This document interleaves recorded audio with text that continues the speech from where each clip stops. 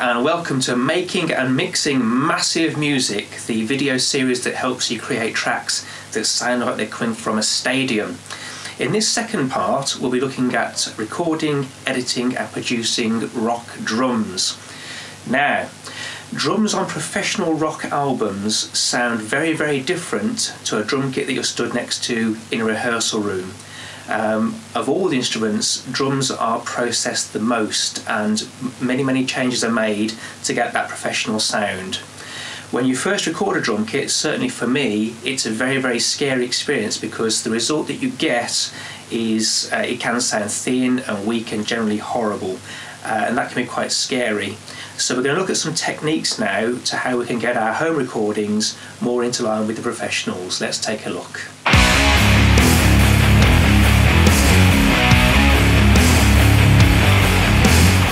Alright then, now before we start micing up the drum kit and recording it down to tape, there's a bit of preparation that we should do to the kit to get the best sound possible.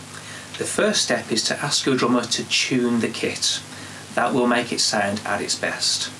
Now, in addition, it's worth considering dampening down some of the shells, just to remove any excessive ringing or pinging or bonging or generally sound that you don't want on your recording. An example of this would be some snare drums are prone to pinging sounds. That can be taken away by dampening down with tape or bits of cloth.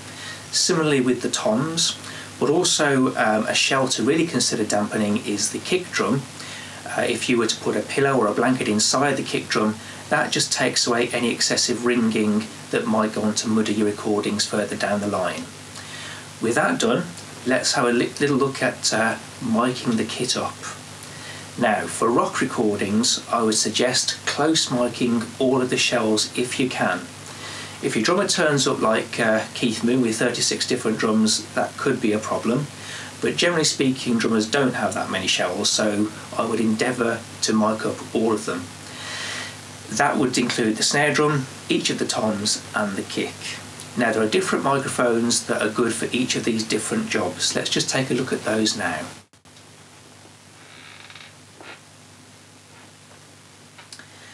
Now, for your bass drum, what you want is the deep, thumpy, thuddy sound that you get. That will create the foundation that your track will sit on a bit further down the line.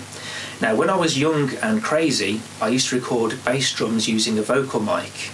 And it does record the drum, but it doesn't do it justice because it can't hear the deep, low frequencies that you want. So I would suggest trying to get hold of a microphone a bit like this.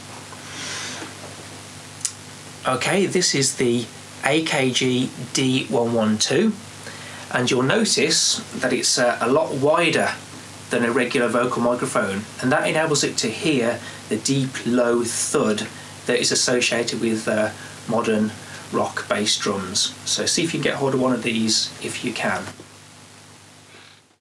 Now, when it comes to the snare drum, you need a pretty robust microphone to tolerate the severe whack that comes off that drum. And here's an ideal microphone. This is the SM57. This is a very robust microphone. It can tolerate a hell of a beating, and it also really nicely picks up all the high-end crack and fizz that you want from your snare drum. So if you can get hold of something like this or equivalent, that would be great. Also, I'd recommend close miking the snare, so you'd have your microphone 1 or 2 inches at most away from the head of the drum. If you weren't to do this and you had your microphone further away, then you'll record more room ambience.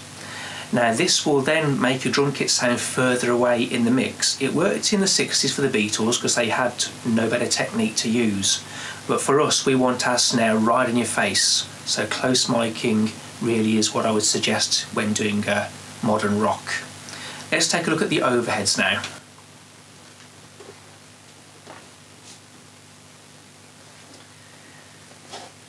Now, when it comes to recording overheads, it is ideal to have a matched pair of microphones, such as these.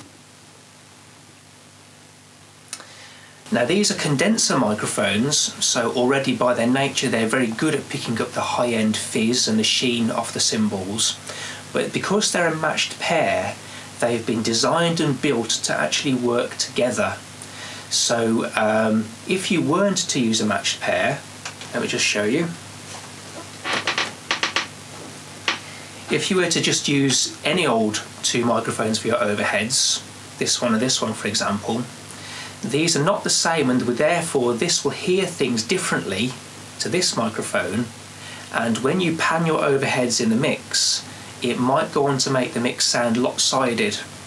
Okay, so ideally a matched pair of microphones is what you want, but if you can't get a matched pair, at the very least use two of the same microphones if you can. Again, when I was young and reckless, I used to use two SM58s as my overheads, and that was okay in those days. Now let's have a look at overhead mic position. We're just going to look at the screen now, and what we can see is the traditional view of the drum kit, and now let's put the overheads in over the top. Overheads, I would suggest, should be 2 feet or more above the highest cymbal. If you weren't to do that, then you just pick up the nearest cymbal very, very loudly. But also the important things shown by the red lines are that the overheads need to be an equal distance from the snare. Again, if they aren't an equal distance, the sound from the snare drum will hit the microphones at different times and will go on to produce a slightly weaker sound. So get your measuring tape out or a piece of string and get your overheads the equal distance from the snare. Okay. Now just a quick word on the toms. I don't have anything specific to recommend for miking up toms. I've heard people using SM57s for those as well. But the point, again, in the same way as the snare, is to close mic the toms. We don't want to introduce too much room ambience for our hard rock recording, because that will make the drums sound further away. So again, close mic those shells as well. So ready to record. When we hit record, I would not suggest recording with compression or any effects like EQ directly onto the channels. You want to add this on later. It gives you greater control to do this at the mixing stage. In addition, referring back to tutorial number 1, I would suggest asking your drummer to record to a click track. That makes the tempo consistent and will go on to create a tighter feel further down the line. So, we're about ready to record now. Don't be disheartened when you first hear drums played back. They will sound, generally speaking, quite weak and rather horrible, but there's things we can do to remedy that. So let's have a look at that now. Here we go.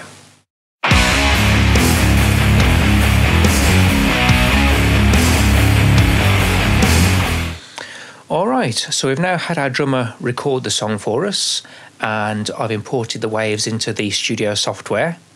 Now in this example, I did actually get the drummer to record the song twice and recorded the takes separately to give us 2 versions of the same song. So here you can see I've got kick 1, snare 1, overheads and toms, and a bit further down we have the same song recorded again with the second kick, second snare, overheads and toms, all in the project in the same order. I've also brought the click track in. This is the click track up the top here.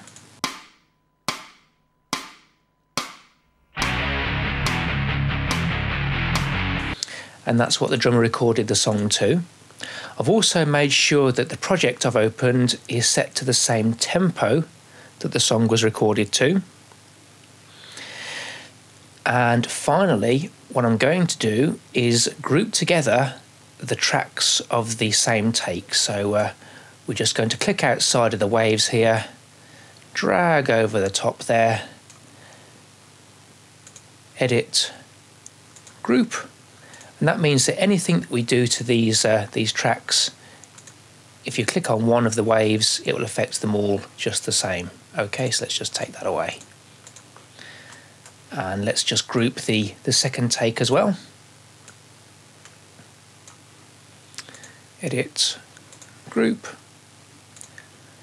So now anything that we do to one of the waves will affect them all equally, which is going to be very important.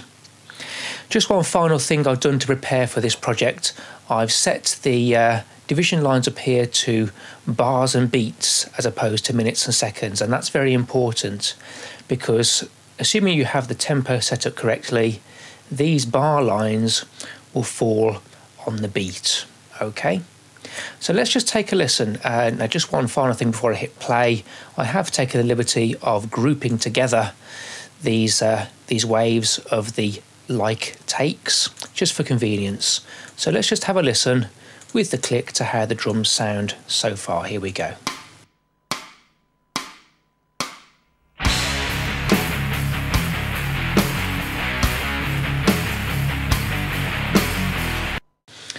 Okay, the first thing we're going to do is we've got 2 takes of the same song. We're going to listen to both takes and we're going to piece together the ultimate drum take, okay? Because drummers are only human after all. Some bits of the song they'll play better than others, and if you ask them to play the same song again, like any musician, they'll play different bits better than others the second time round. So we're going to go through this a few bars at a time and piece together the ultimate drum take. Now, for the sake of this example, let's assume that the first few bars of our first take are fine. So that's all okay. Let's assume that this kick drum that we're going to approach here goes all kinds of wrong for some reason. We're going to take the kick from the second take and put it in its place, okay? So let's stretch the waves out a bit so we can see what we're doing. And we're going to make a cut. So there's the rogue kick there. That kick there, let's assume, has just gone plain wrong. We're going to make sure, first of all, we have our snap function off, okay? If I was to have this on, then, as you can see, wherever I click, it pulls my cursor to the nearest bar line. We don't want that on for this kind of precise editing, so let's take that off. And as you can see, I can now click wherever I want. So here's our rogue kick. Let's select our snipping tool here, and we're going to make a cut, and we're going to make a cut very close to the actual hit. Now the reason for that is when we patch this these takes back together in a little while, where we patch them together, that will be masked by the hit itself, so you won't be able to hear the edit point. And that's the theory, okay? So we've cut just before the hit, and we're going to cut again just before the next hit. So there's the kick that we don't like, and there's the next snare that we do like. So let's just click and cut before there. And if we shrink these parts down, oops, a bit too far, then we can then cut out our kick altogether. The horrible kick has now gone. But we don't want a big gap, we want to rescue that with the good kick, which is down here. So, into our second take. Here's the good kick that we want, so let's just grow these waves a bit so we can see what we're doing. There it is. So that kick's all good, we want that one in our mix. So we're going to select the snipping tool, and again we're going to snip just before the hit. And we liked the snare of take 1, so we don't need this snare, so we're going to cut just before that snare there, okay? And shrink that back up again. Come on, oh, a bit too far.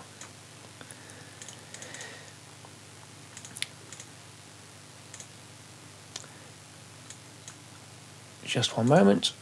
Okay, so now we're going to move this piece of take 2 into the gap we created in take 1. Now in Cubase, what I would do, I've clicked on the bit that we like in take 2. I'm now holding down the control key and then clicking and dragging, so I'm clicking the mouse and holding it down and then dragging the section of audio up we come, up into the take that's going to go on to be our ultimate drum take. Now the reason for holding control down is it stops the piece of audio moving around while you drag it, okay?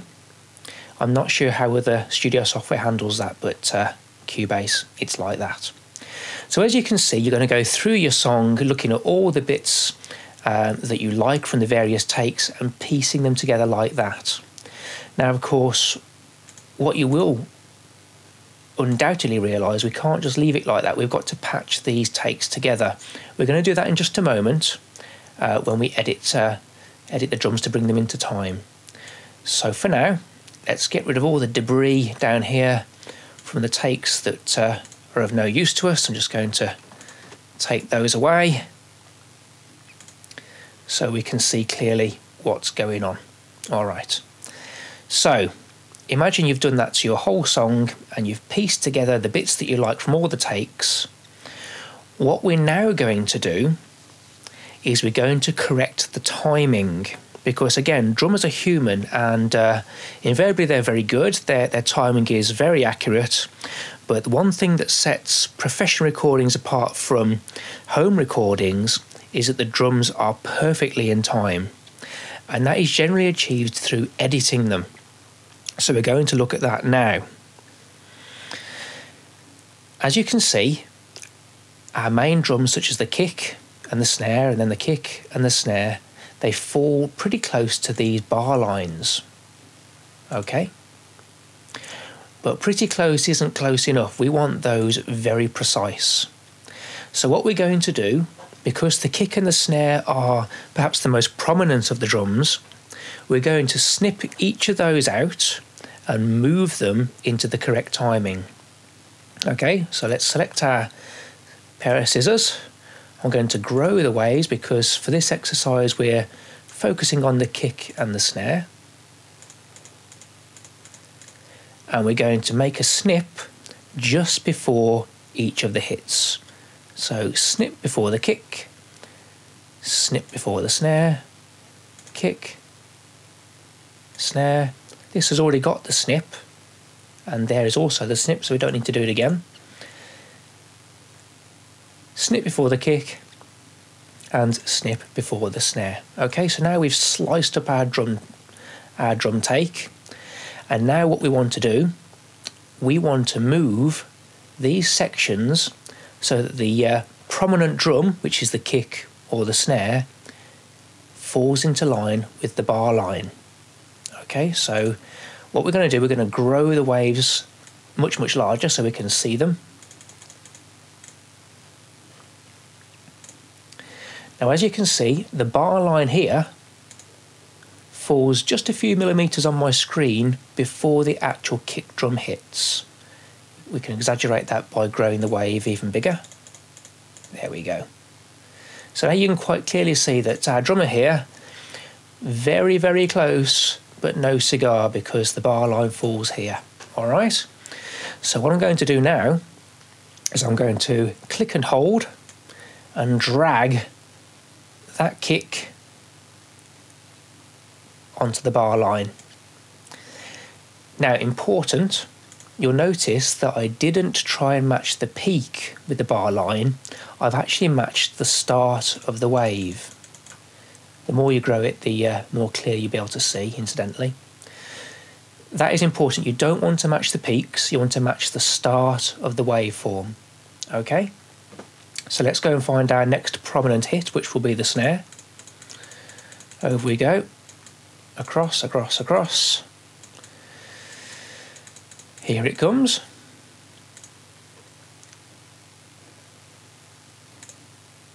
Okay, so here's our snare. I don't know if you can see, but the bar line falls here. Okay, so there's your degree of inaccuracy, if you like. Again, that's no reflection on the drummer. They are humans after all. We're going to click and drag. Again, so the start of the wave falls in time with the bar line. Okay. Now you're going to apply that to the rest of the track. So I'm just going to quickly do that quite quickly so I don't bore you all to tears. So here's our next kick. Drag it so the waveform meets the start of the bar line.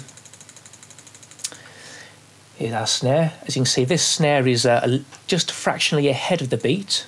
Let's pull that back into time there. Okay. there's the next kick. You can see this is the kick we took from our take 2, if you like, because it's a different colour. That always helps. Across we go, and here's our snare. Nearly done now. Here's our last kick. As you can see, this last kick is also just fractionally ahead of the bar line. Okay, and I do believe that's all for this example. Oh, nope, just a snare to go. Just line up the start of the waveform with the bar line. Okay, that's all. Just take away that rubbish at the end there. Okay, so if we shrink this back up and see what we've got, what we have is our drum take here, all treated as a group, with the prominent drums, the kick and the snare, moved onto the bar lines. So let's just take a listen to that against the click and see what we've got.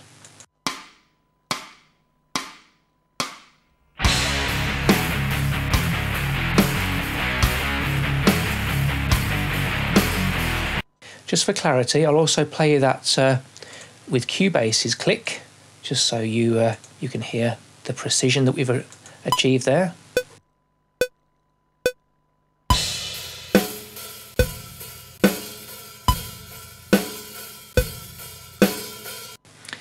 Okay, that is starting to sound very precise, but we don't leave it like that, because these edit points here are going to be tiny little overlaps or tiny little gaps. And either of those things are bad, because they might create pops and clicks in your track, which you definitely don't want. So let's have a look how we can patch these different segments together so you won't hear the edit points.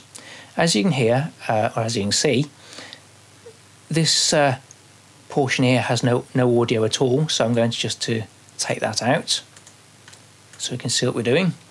So let's come to the first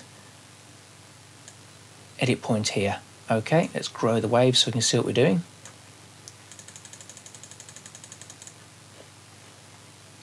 Alright, so we have the kick here and the snare here, and this is the edit point which we need to patch together. As we said earlier, the edit point is nice and close to the hit, so that any noise that is introduced, which hopefully will be none or very little, is masked by the hit. But we're going to pick up the size tool to these waves and drag that waveform just before the hit there. Now, the kick, we're going to move that so it's nice and close to the snare, and resize this portion so it overlaps. Now, the distance of the overlap is something that comes with trial and error. You don't want it too long, because when we insert a fade in a moment, you'll hear it, and you don't want it too short, because there won't be enough time for the crossfade to do its job. But we'll come back to crossfades in a moment. We'll just carry on overlapping these pieces of audio. So we're just going to resize this, drag it flush with the kick, which is the prominent hit, and off we go. Now, can you see there, if I just accent this, you can see the kick starting to emerge again from this piece of audio. You don't want that, okay? You don't want to overlap your good kick with the remnants of the old kick, all right? So we're going to resize just to come to a point where that kick isn't there. This is the kick we want, so we're going to drag like that, overlap, okay? And we're going to apply this technique all the way along the line. All right. Oops, as you can see down here, the snare starting to emerge. We don't want that, so we'll throttle back a bit and then create our overlap like that. Same again. Oh, this is already overlapped, so let's just make some space here so we can see what's happening. Nice and flush with the kick there. There we go, that's okay.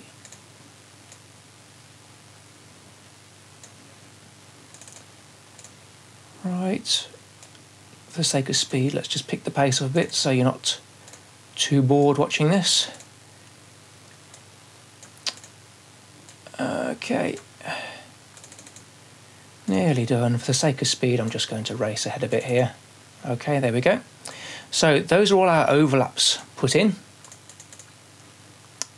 Now we need to insert a crossfade.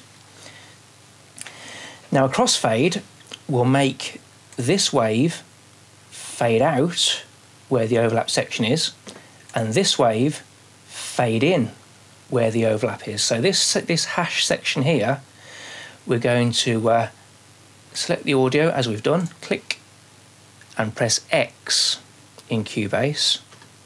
That will insert this crossfade. So this wave will fade out, this wave will fade in. So it doesn't have this abrupt brick wall. So this won't play and then hit this brick wall. They'll nicely fade into each other.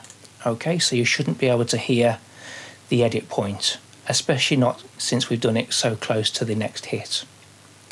Now we're going to go along now putting crossfades in all the way along the line. There's one there already. Click on the audio, press X, move along. Click on the audio, press X, and move along.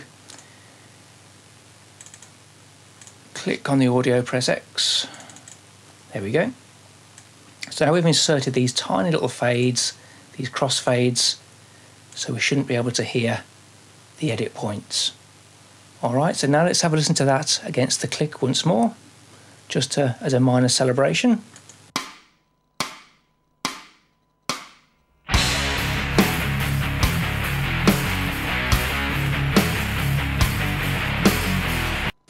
Okay, that's sounding very precise now. Let's just listen to it without the click so we can check there's no unnecessary noises appeared.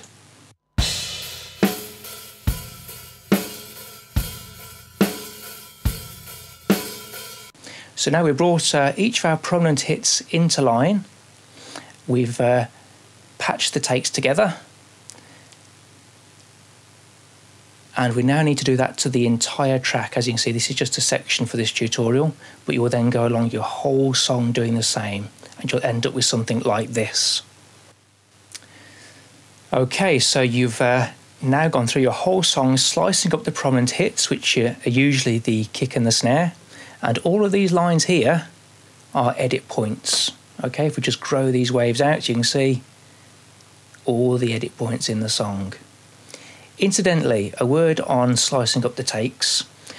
You don't just have to limit your slicing to the kicks and the snares. If the toms are creating an important part of the rhythm, then slice up where they hit and bring those into line. If you have sections where just the hi-hat is creating a tap, then again slice up the hi-hats. The important thing is, as long as you've grouped together all of these pieces of audio, your snips, your edit points will affect all of the waves the same. Okay, so let's just have a listen to how that might sound.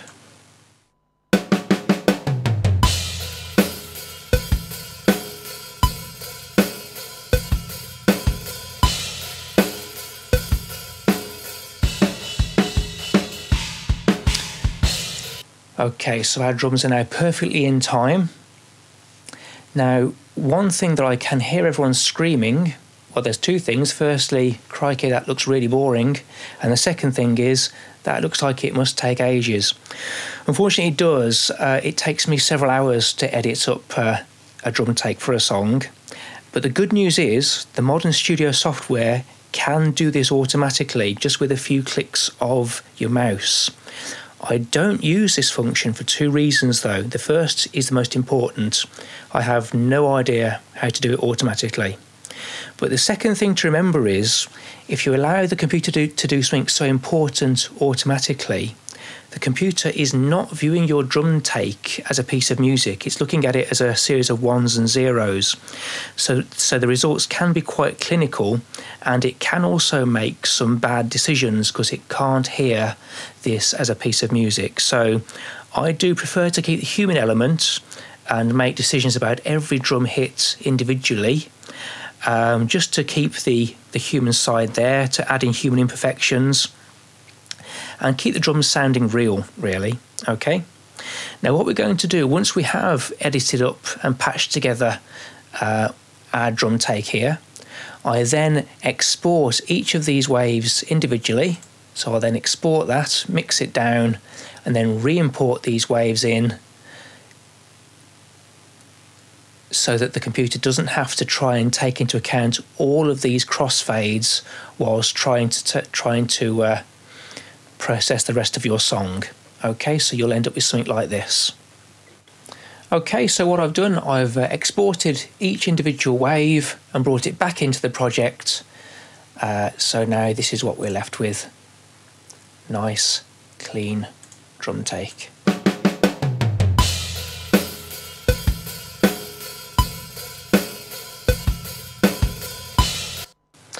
So with the timing corrected, we have taken a rather large stride towards that professional sound, because you'll notice, just as a point of interest, that there's no panning, there's no mixing, all of my faders are all at 0. There's nothing been done to this except correcting the timing, and to my ears I can already hear significant improvements. So let's move on.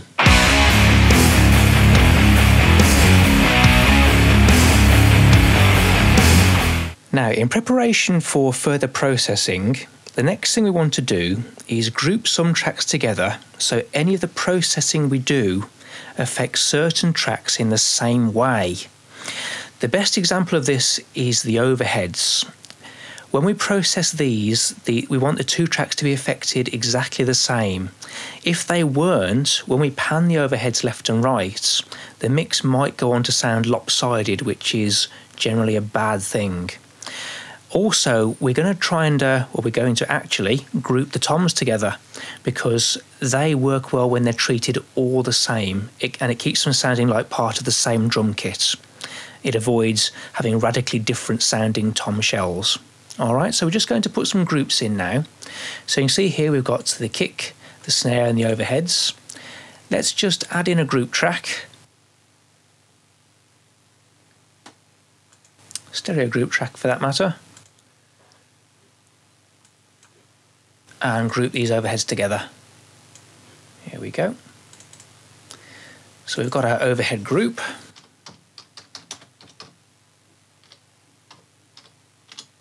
And we're going to send the overheads to that group.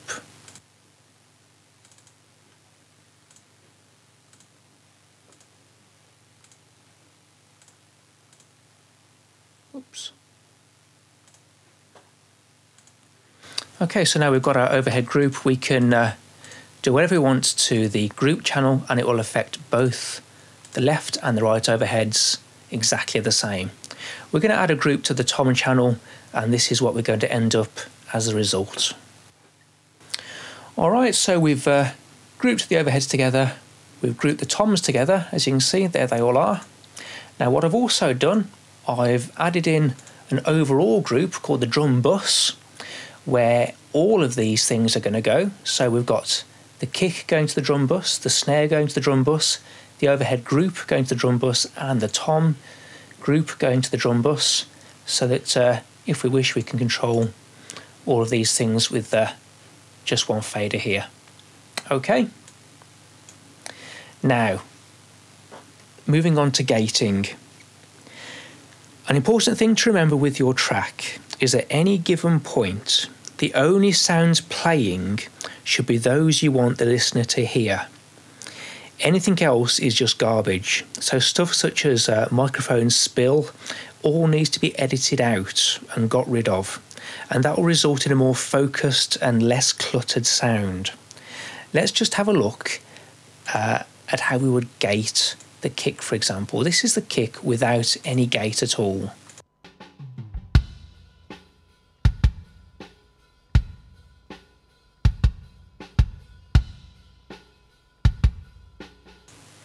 As you can hear, the bass drum microphone, in addition to picking up the kick, is also picking up the snare and a bit of the overheads.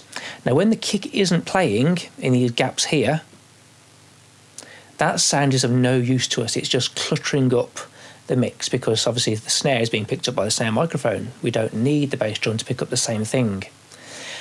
So what we're going to do, we're going to add a gate to the kick channel so that we can just have the kick playing. Okay, so here we go.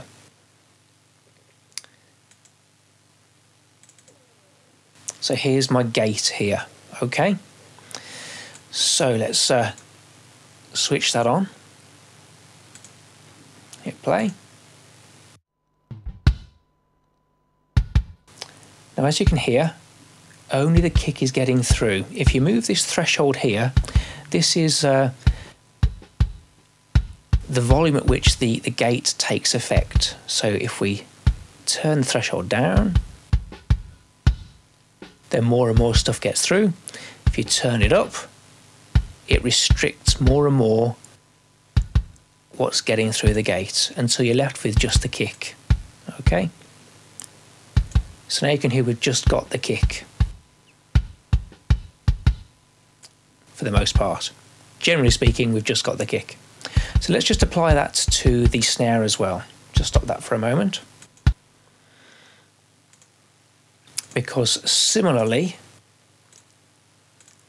the snare microphone will be picking up all manner of things as well as the snare. You can hear that's got a bit of kick in with it. So let's just open our gate, switch it on, fiddle with the threshold until you get the sound that you want. That's letting everything through.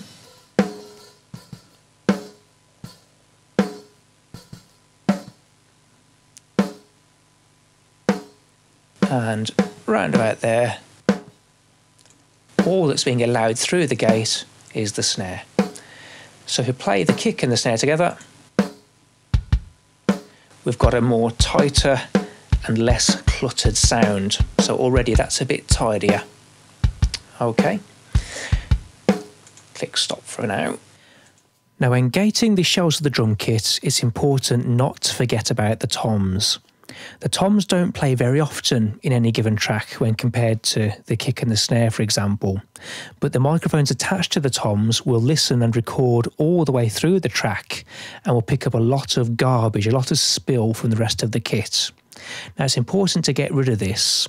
Let me just show you what the toms to this track sound like with no gating whatsoever. Here we go.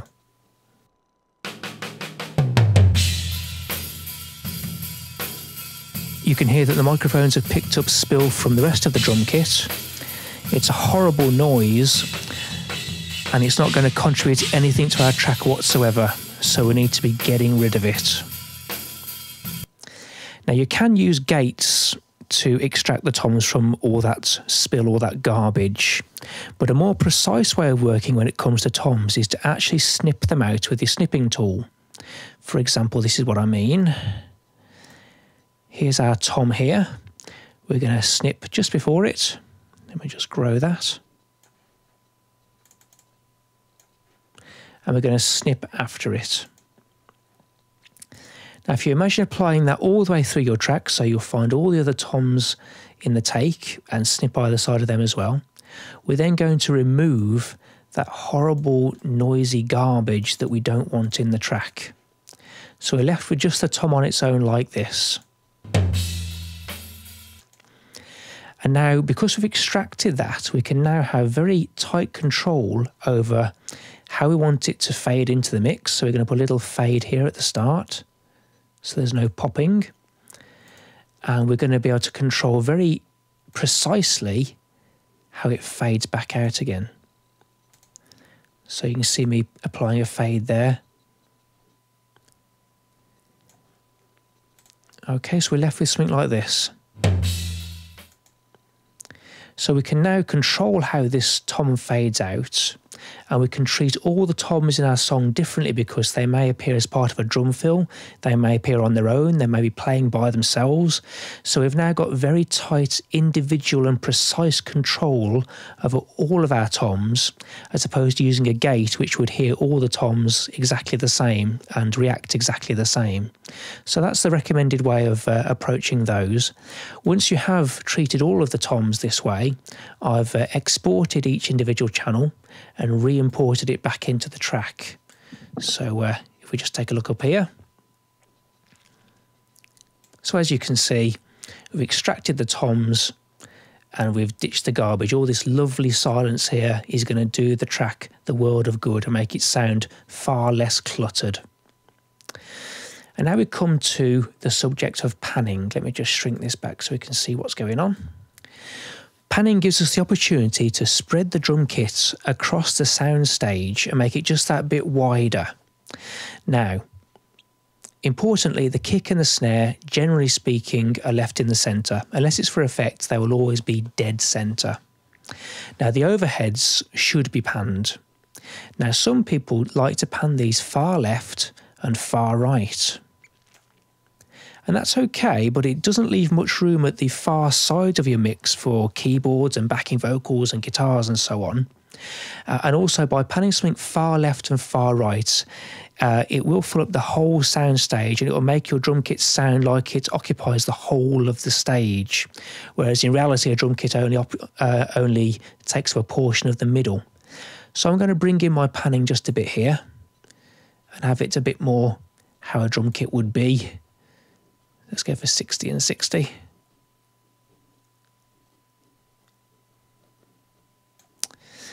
Okay, and now we come to the toms. Now the toms should be panned relative to where they are in the drum kit. So if you imagine yourself sat on the stool behind the drum kit, the high tom will be slightly off to your left, the middle tom will be ever so slightly to your right, and the floor tom will be way off to the right there. All right, so now we've just spread the drum kit out a bit there. Now you'll notice I've just done a little bit of mixing, just adjusted the faders of the snare and the overheads and the toms there. So if you listen to what we've got now, you should be able to hear that we're making a few strides towards that professional sound. Here we go.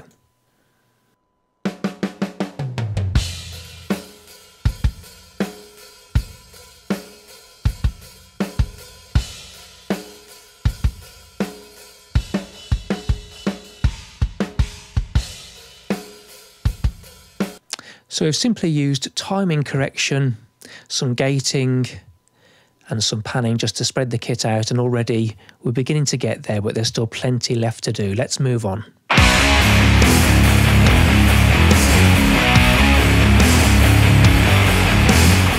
Now, as we begin to process our drum tracks, it's important to consider where the drums are going to fit into the mix as a whole. All right, so imagine building your whole track as a series of building blocks. We're going to have as a foundation a nice deep kick right at the bottom there. Okay, now on top of that we're going to introduce the bass guitar to further strengthen our foundation. On top of that will sit a great big wall of guitars, which we'll come to in a future tutorial. On top of those we're going to put some nice clear vocals, and right at the top we're going to have our nice clear high-end cymbals, adding some fizz and some sheen at the top there. So the drums for the most part are going to contribute a nice deep foundation and some nice high-end clarity. So that's what we're going to work towards as we go along. Let's have a look at this on screen. Okay, so this is how that illustration would appear on screen.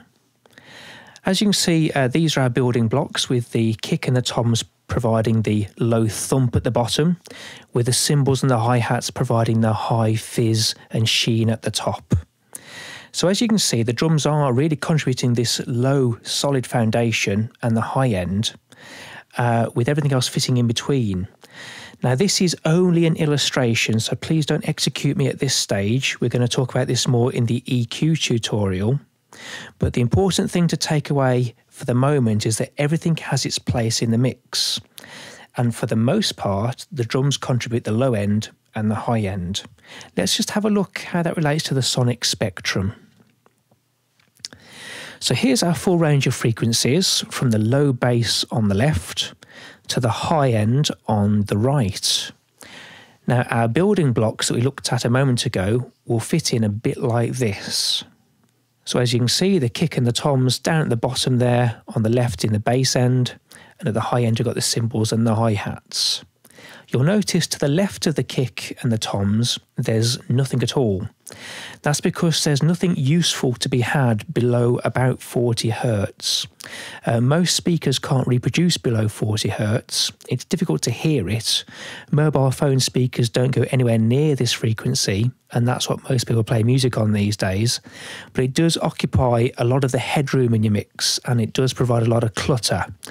It's best just to filter it out wherever you can. Now let's go back to the project and have a look at this at work. So we're now going to begin processing each individual channel. Now at this juncture, it's worth recommending that you do use some reference music, just so you know how to gauge the high end of your mix and the low end thump of your mix, because there are a lot of brilliantly produced rock albums out there which will give you a good steer as to how much bass you want on your kick drum to how much shine you want on the cymbals. An example that springs to mind is Metallica's Black Album. That's got a superb kick sound, a superb snare sound. So if you're stuck, then that's always worth a listen. If your music is a bit like Metallica, that is, of course. Now, the other disclaimer is I wouldn't recommend spending too long processing channels in solo mode, okay? So I wouldn't spend too long listening to instruments on their own, because the important thing is how the instruments blend together and how they sound when they're together. So we're not going to dwell too long on having them in solo mode. Finally, before we get started on the individual channels, it's worth noting that over here I have added in two effects channels. I've got a short room reverb and a long cavernous hall big reverb, and those are going to come into play a little bit later. All right, so now we're going to start tackling these channels individually. Let's get started with the bass drum. Okay, so here's our bass drum channel. Now the first thing I'm going to add in is a filter. So let's click that on. Now this filter is taking out all the unusable rubbish below 40 Hertz. And that's going to help our bass drums sound tighter, because the speakers aren't going to try and get their cones around this low, useless frequency. All right, so that's the first thing. The next thing we're going to do, we already have our gate. We added that in earlier. We're going to add a compressor. So let's just hear the kick drum without the compressor.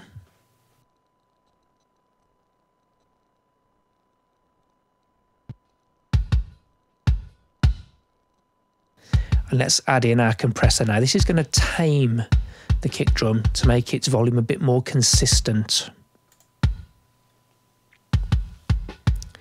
Now I've been very heavy-handed with my compressor here, because a kick drum deserves to be treated heavy-handedly.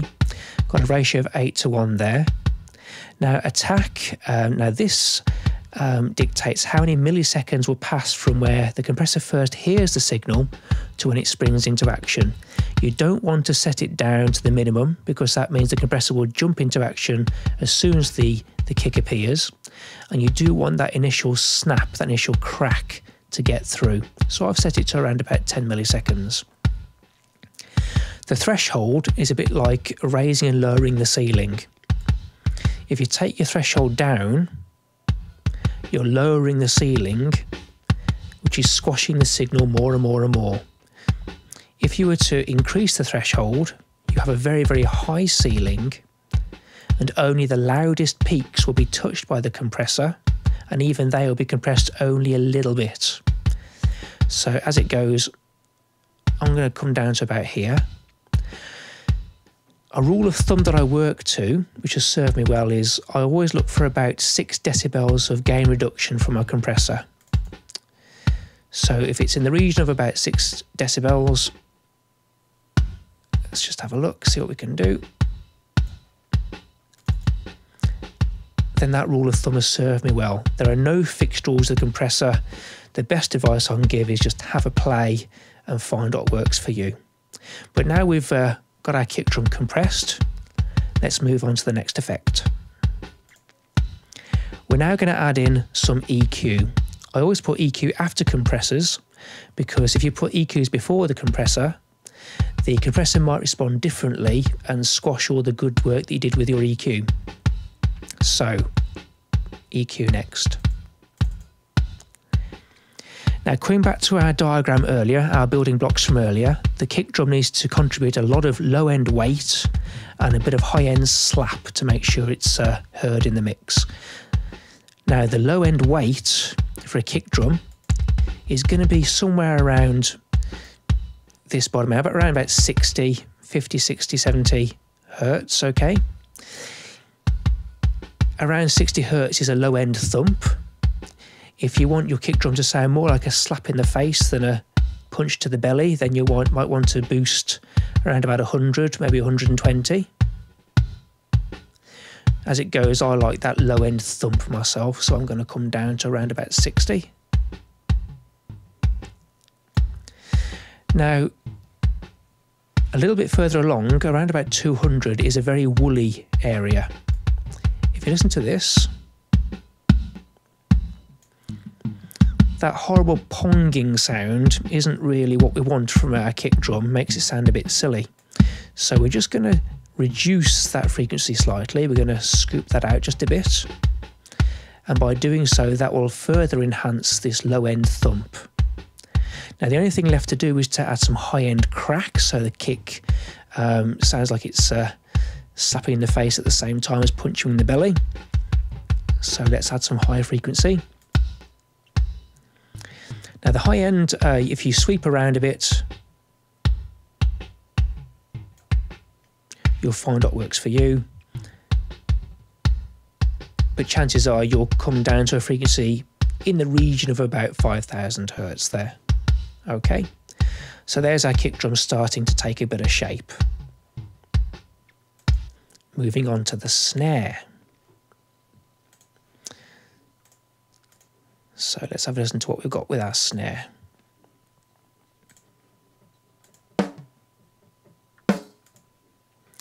We've already got our gate at work as we applied that earlier. Again, we're going to apply a compressor with the same theory as we did with our kick drum, so it's quite heavy-handed again.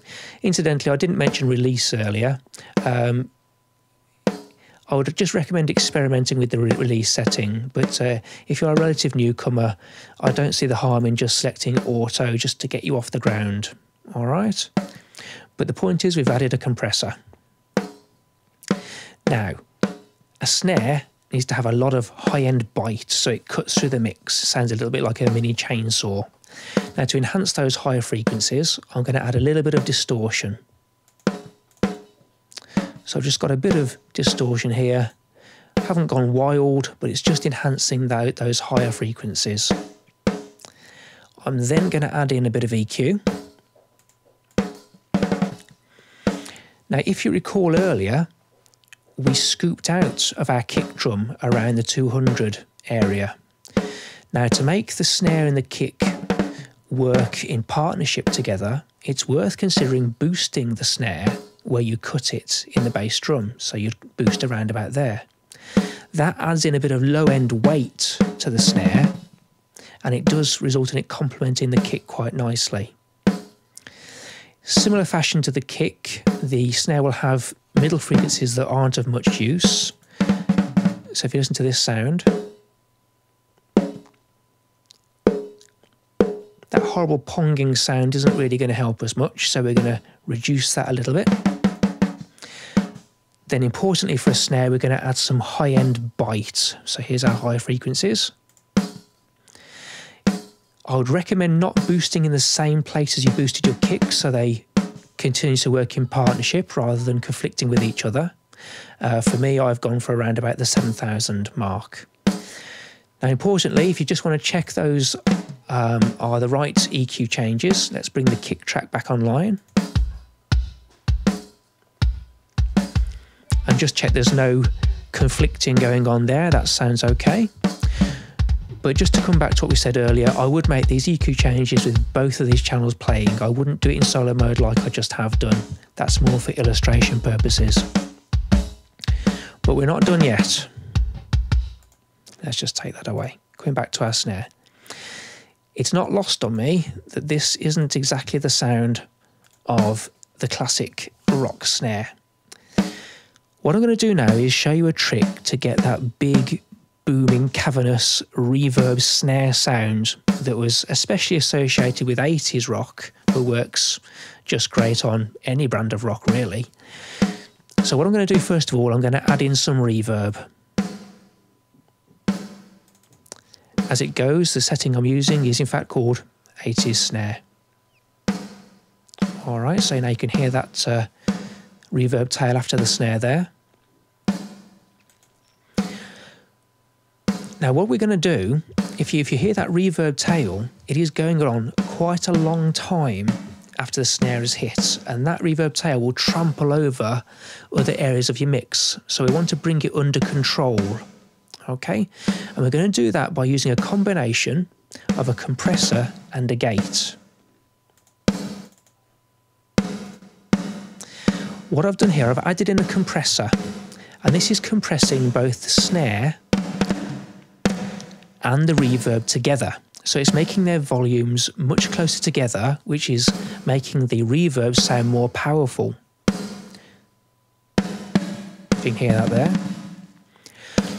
But the tail is still quite long, and that is going to rampage over other areas of your mix that you don't want it to. You want to keep it well under control.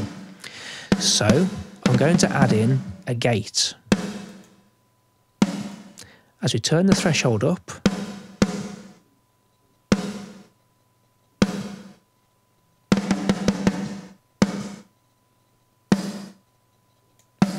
you can hear there, the gate is keeping the reverb quite nice and concise, so it's kept under control. And if you increase the threshold even further, you can have a nice short reverb if you wish. As it goes, I like it around about where we had it, about there. So then you get the best of all worlds. You get the big cavernous reverb. It's compressed to bring it up to the volume of the snare itself, but it isn't allowed to run amok because the gate pulls it back into line. So I give you the 80s rock snare. Now, there's just one more bit of magic to do with the snare drum, because again, it's not lost on me, that isn't exactly the classic rock snare. Something that works wonders on snare drums is an exciter. Okay, now this is, as the name suggests, very exciting. Here is the snare without the exciter. But it doesn't really have enough snap, crackle and fizz to cut it through the mix. If you imagine this wall of guitars that's going to appear shortly, that snare we have there isn't going to cut through until we add the exciter. Here we go.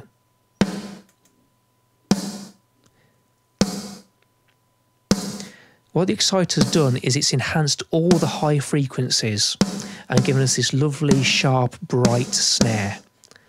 And if you bring that into combination with our kick drum,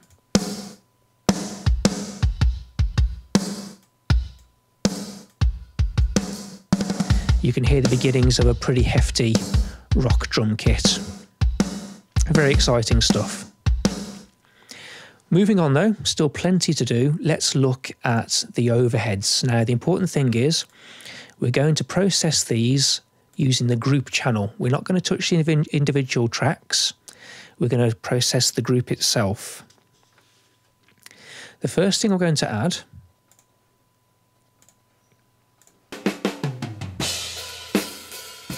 is a bit of gentle compression just to glue these channels together. I've even used a preset just for the purposes of this exercise called Relaxed Drums. Nice gentle compression, not too heavy-handed. I'm not using any more than 6 decibels of gain reduction, and it's just gluing those channels together and making the kit sound more cohesive.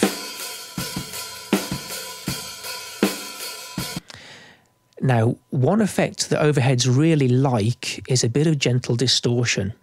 Distortion is great for bringing out the high frequencies, and given that the overheads are mainly focused on the cymbals, this really works wonders. So I've called up a bit of tube distortion here. I've not gone mad. A very low output, quite a low balance. So if I switch this on in a moment, you'll hear it does bring out those highs beautifully. So here we go. That's without the effect. And that's with the effect. Not a monumental change, I grant you, but just enough to brighten up those cymbals. It's worth mentioning that toms wouldn't like being treated in the same way. They'd be very personally offended if you did that to them. So it's well worth, as I say, grouping like tracks together and treating them in this way. Now, the next effect we're going to apply is a bit of EQ. Now, if you recall our diagram earlier, the drums contribute the low-end weight and the high-end sparkle. Now, overheads don't have much useful to say down the bottom end, because if you imagine they're high up in the room, high up above the drum kit, they're not going to have much to add down the low end. So, it may seem radical, but what we're going to do is we're going to take the low end out.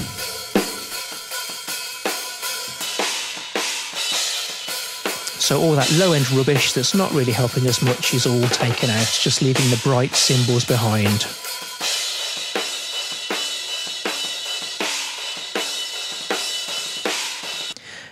Now, I do agree with what you're saying at the moment. That sounds hideous on its own.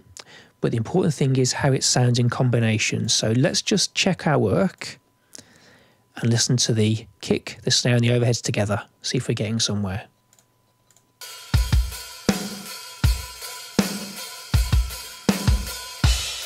And that sounds like it's beginning to take shape to me. So let's keep up the momentum and have a look at the toms. In the same way, we're going to treat the toms as a group. We're not going to treat the individual channels. So let's have a look what we're going to do to those. Now, toms, if I just find a portion of my mix where the toms are playing, there we go.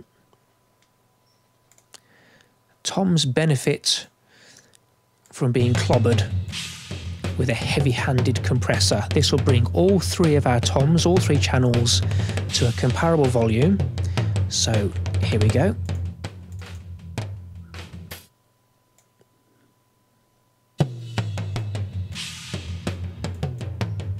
So this compressor, it's even called rock drums, the preset I started with, is really heavy-handed and pushing those toms into line. Now, something that works really great on toms, in addition to the compressor, is a limiter. This will really add some punch, so I'm going to drop the level down because I know what's coming.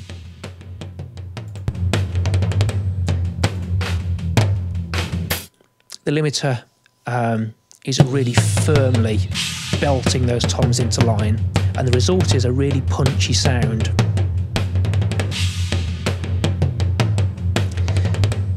Now, isn't it a good job that we got rid of all that mic spill, because the compressor and the limiter together would make that mic spill sound really horrific. It would bring a tear to my eye, I've got to be honest.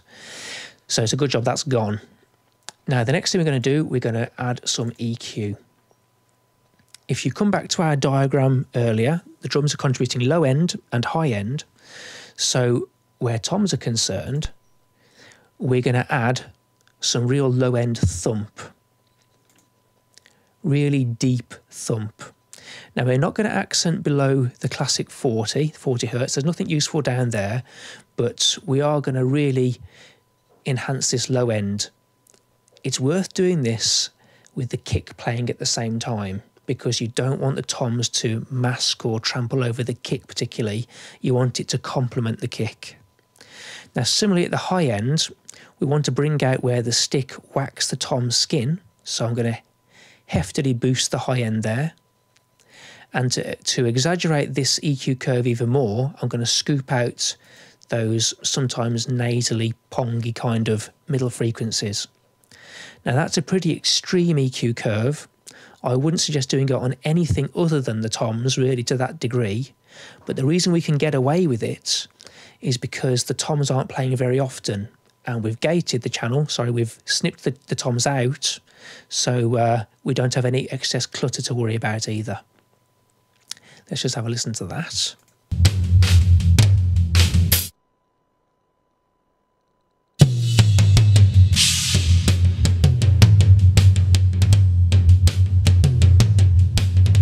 So the toms are starting to take on that lovely scooped, low but high sound, if you like.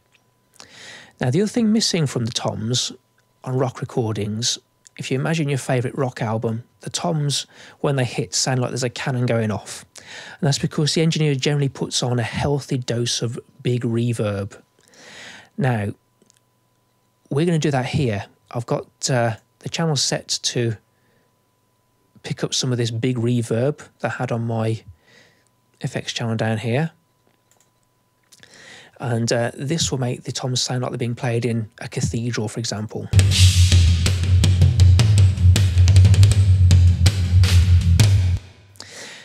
Now, it's worth noting that they do sound, again, quite hideous on their own, but the important thing is how they're going to sound with the kit. So if you imagine you doing all these things, I would suggest doing them with the other bits of the drum kit playing, okay?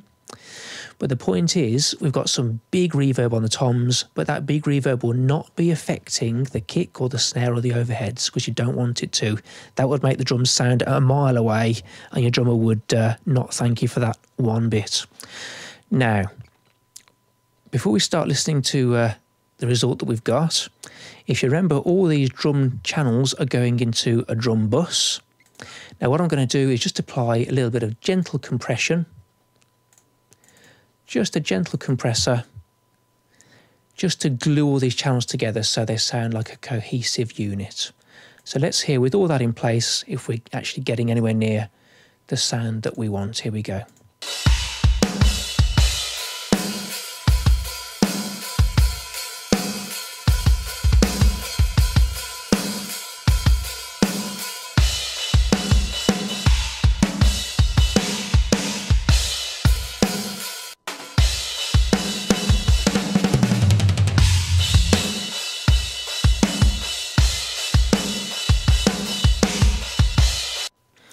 It's certainly starting to take shape, and years ago my drum mixing used to end at this point, but it isn't that powerhouse rock sound that we're used to on the professional CDs.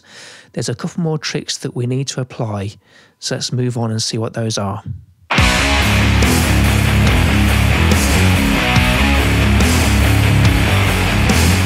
Now, the secret to creating that professional drum sound lies in the next section of this tutorial, which discusses parallel effects.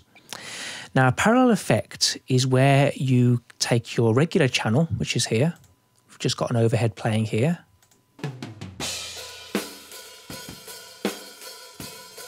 And rather than inserting effects onto that channel, you will actually process it in parallel. So you'll send a different version of that channel to the stereo out at the same time.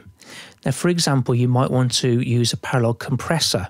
What you're going to be doing, you'll be taking the channel that in its original form and then sending another version of it that's heavily, heavily compressed along in parallel to your stereo out. And the beauty of that is you get the best of both worlds. You have a channel that's not compressed and one that heavily is, and you can mix those together to get the sound that you require. For example, we have my track here. This is just an overhead channel. I've set up an effects channel here where I've inserted a compressor. Now, that compressor is working very, very hard. Ratio of 8:1, maximum in other words, with a very low ceiling.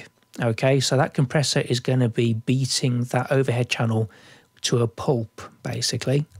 But that won't be the end of the story, because we're going to send the untouched overhead channel to the stereo out at the same time. Let me show you. So there's the overhead on its own. We're going to send that to the effects channel, to the parallel compressor. All of it, so we send it all the way across. and this is the result we get. This is the compressed version.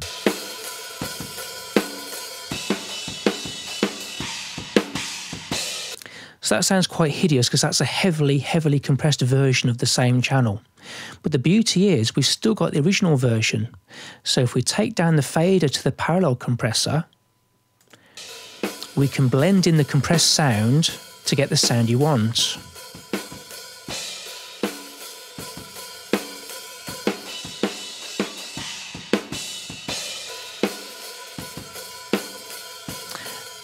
Now what you arrive at is the best of both worlds.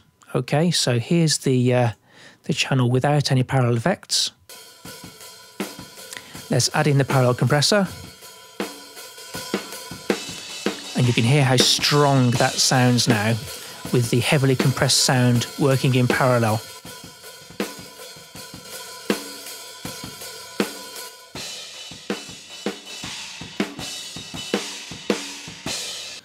So this example has been quite an extreme example. You wouldn't perhaps have your drums quite that compressed, but the point is parallel compressors can add a lot of strength to your drums, and it does allow you to have the best of both worlds as well. So let's see that in practice. So here we are back in our original project. As you can see, we have all our drum channels just as before, all feeding into this drum bus group here.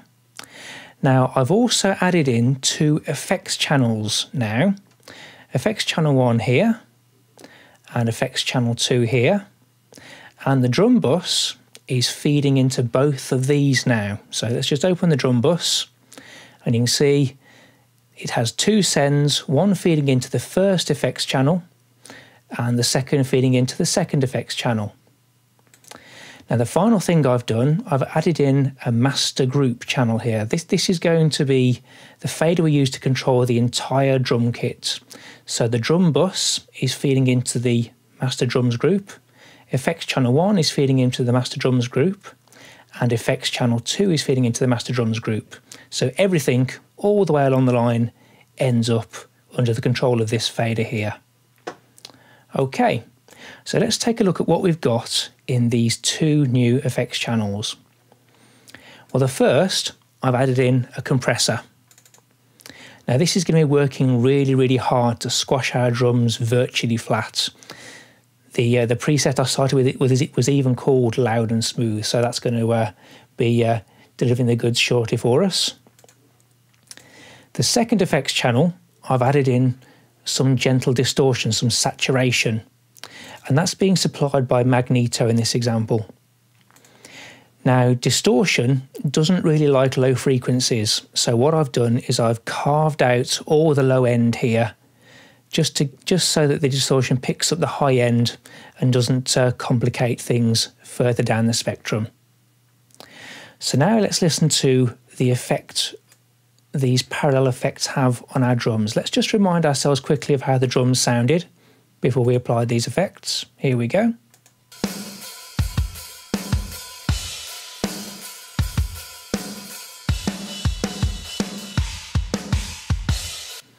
That's quite a worthy drum sound, but there's plenty we can do here.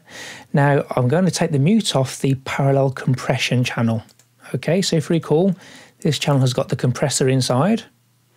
And what I'm going to do is I'm going to play the drums and let them feed into this channel. I'm going to raise the volume very high to try and give you an idea of just how compressed and squashed this channel is making things. Okay, here we go.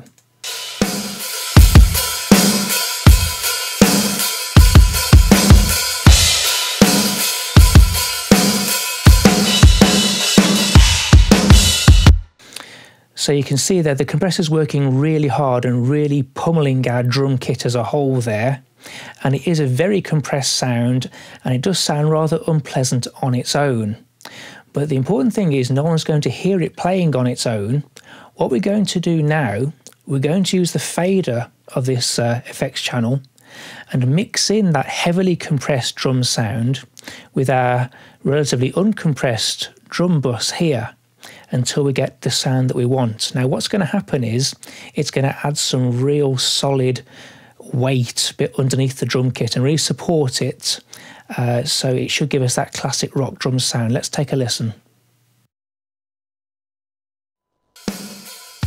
So there's the drums with no parallel compression.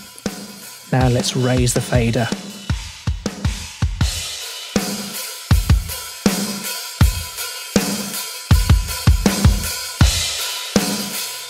So now you should be able to hear a really powerful drum sound. No parallel compression. Compressor on.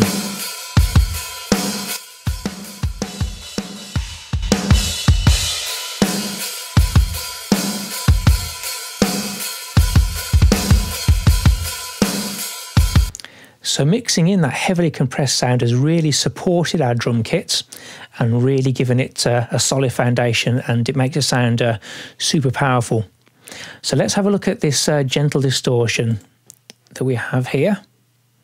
Now the reason that we've added this in at all is because if you listen to many modern rock recordings, listen carefully to the drums, they sound ever so slightly distorted, and that gives them a sense of real danger. It makes them sound like they're breaking through the speakers at you. And that's being supplied by gentle distortion called saturation. So we're just going to add some of this now, and it's just going to bring out the high end and make it sound really bright and make the overall drums sound quite aggressive. So let's take the fader down. Here's our drums as they were. Here's the sound of the saturation.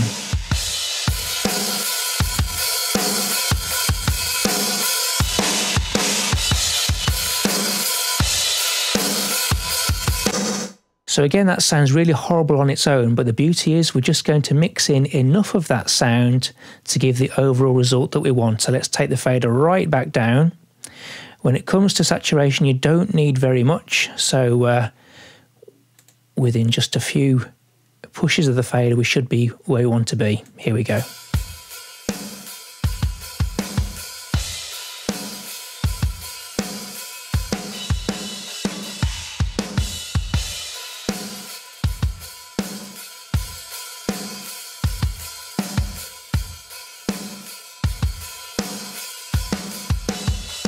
Okay, just adding in a bit of dirt, a bit of grit onto our drum kit there. So let's listen to these two effects working together. Here's the drums without any parallel effects. And here they come. Here comes the compressor. And here comes the saturation.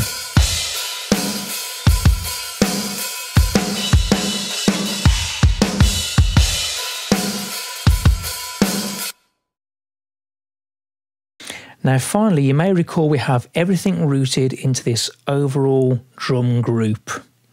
Now the beauty of doing this is if you need to make some changes when the rest of your song is playing, you can make some changes to the drums as a whole by using this EQ on this final group now. So I'm just going to add in just a little bit of high end just to bring out the highs, give us a bit of extra shine there. But also what I'm going to do, I'm going to put just a tiny dash of room reverb on this final group channel.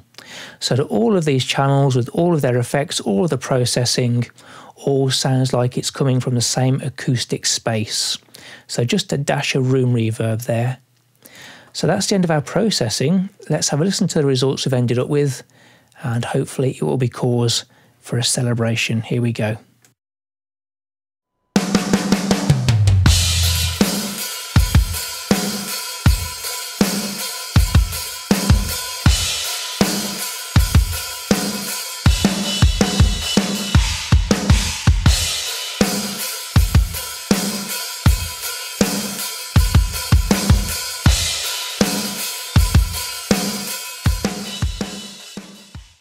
Okay, those drums are sounding pretty rocky now.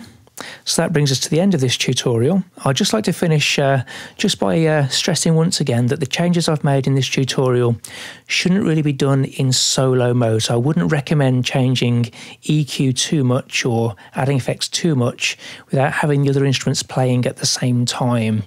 This has just been for illustration purposes. But with that said, I hope you've found this tutorial useful. Next time we're going to look at the bass guitar. So until then, thank you very much.